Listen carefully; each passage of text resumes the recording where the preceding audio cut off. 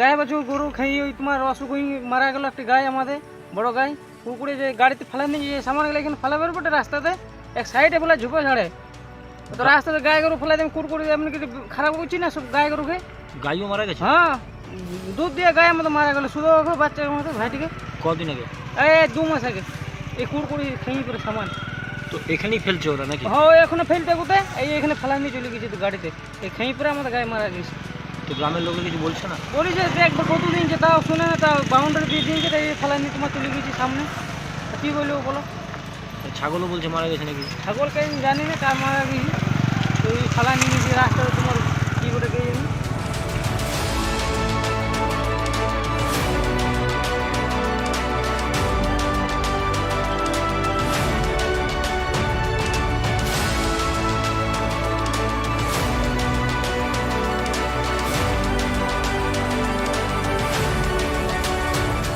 পুরো রিজেক্ট?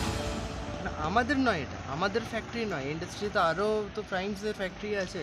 আপনি কি করে প্রমাণ করবেন আপনাদের নয়? কারণ এই যে কোম্পানির যে মশলা ইউজ হয়েছে হোয়াইট কালার মশলা সেটা আমরা কখনো ইউজ করিনি অলরেডি। আর যে কোম্পানির মশলা আছে এটা সেই কোম্পানি থেকে আমাদের কখনো মাল আসে না। কোন কোম্পানির মশলা আছে? এটা নামটা এই মুহূর্তে মনে পড়ছে না আমার। হোয়াইট কালার তো নেই ওটা?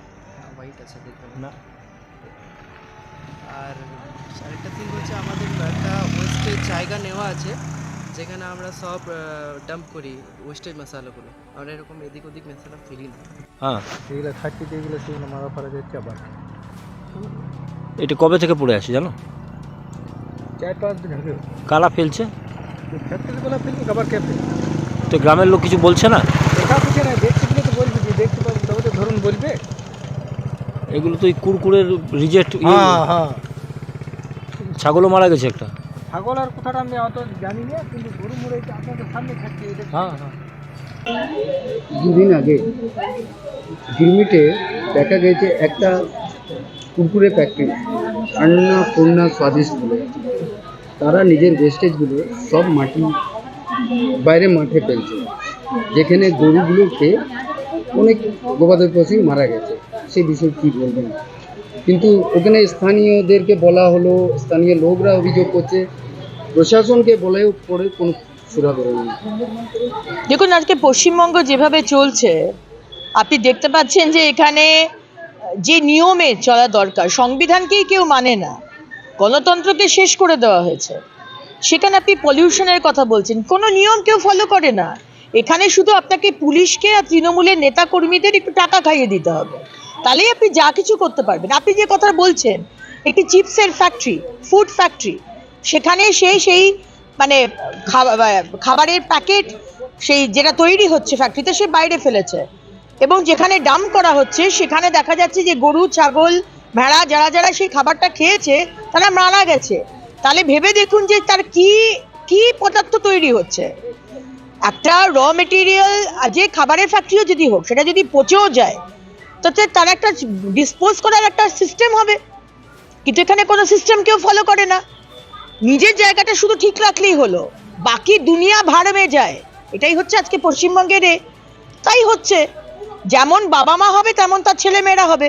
আমাদের আজকে পশ্চিমবঙ্গের মুখ্যমন্ত্রী যেমন শেখাচ্ছেন, যেমন প্রশ্রয় দিচ্ছেন, আজকে শেখ শাহজাহান আর এই মানে যারা যারা ক্রিমিনাল তারা আজকে রাজ্য চালাচ্ছে। এটাই তো হবার আছে, আর কিছু হবার নেই এই রাজ্যে যতদিন না এই মুখ্যমন্ত্রীকে আমরা আর এই সরকারকে আমরা সরাতে পারি। এর বিরুদ্ধে আপনি কোনো স্টেপ নেবেন? দেখুন আপনি আমাকে বললেন, আমি কালকেই যাব এবং গিয়ে আমি এই ফ্যাক্টরি যে মালিক আছে বা ম্যানেজার আছে আমি তার সাথে মালিকের সাথে কথা বলবো।